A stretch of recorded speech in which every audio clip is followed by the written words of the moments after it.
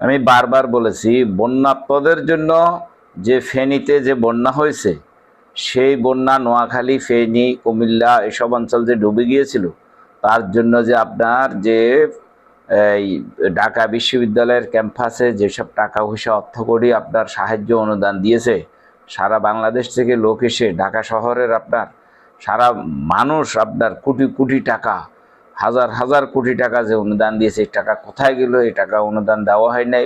আপনার শুধু ত্রাণ সামগ্রী উত্তোলন করতে করতে বন্যা শেষ, কিন্তু দেওয়া হয় নাই। কারণ কি? বন্যাত্মদের জন্য ত্রাণ দেওয়ার জন্য সেখানে যাওয়ার পরিস্থিতি ছিল না। মানে রাস্তাঘাট, ঢাকা টাং রোড আপনার ডুবিয়ে ফেলেছিল, যার কারণে অন্যদিকে বন্যা শেষ হয়ে গেছে, ত্রাণ দেওয়া শেষ হয় নাই।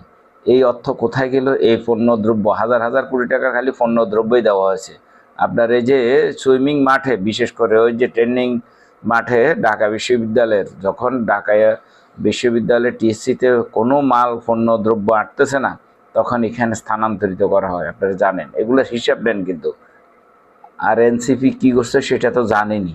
পৃথিবী তিনবার কেয়ামত হয়ে 6বার পুণ্য জন্ম গ্রহণ করলেও আপনার জামাতের যে ঘটনা 71-এ, সেই ঘটনা মানুষ ভুলবে না।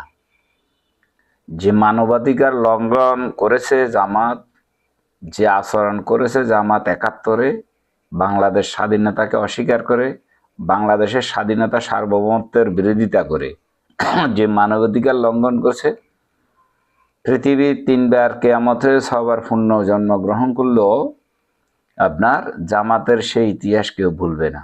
সেটা আমি যেটা বলছি সেটা সাধারণ এই যে মুরব্বী থেকে আপনারা শুনতে পাচ্ছেন। বারবার বলি, পৃথিবী তিনবার কেয়ামত হয়ে 6বার পুণ্য জন্ম গ্রহণ করলেও আপনার জামাতের যে ঘটনা 71-এ, সেই ঘটনা মানুষ ভুলবে না। যে মানবাধিকার লঙ্ঘন করেছে জামাত, যে আচরণ করেছে জামাত 71-এ, বাংলাদেশ স্বাধীনতাকে অস্বীকার করে, বাংলাদেশের স্বাধীনতা সার্বভৌমত্বের বিরোধিতা করে যে মানবাধিকার লঙ্ঘন করছে, পৃথিবীর তিনবার কেয়ামত হয়ে 6বার পুণ্য জন্মগ্রহণ করলেও আপনার জামাতের সেই ইতিহাস কেউ ভুলবে না। সেটা আমি যেটা বলছি সেটা সাধারণ এই যে মুরব্বী থেকে আপনারা শুনতে পাচ্ছেন।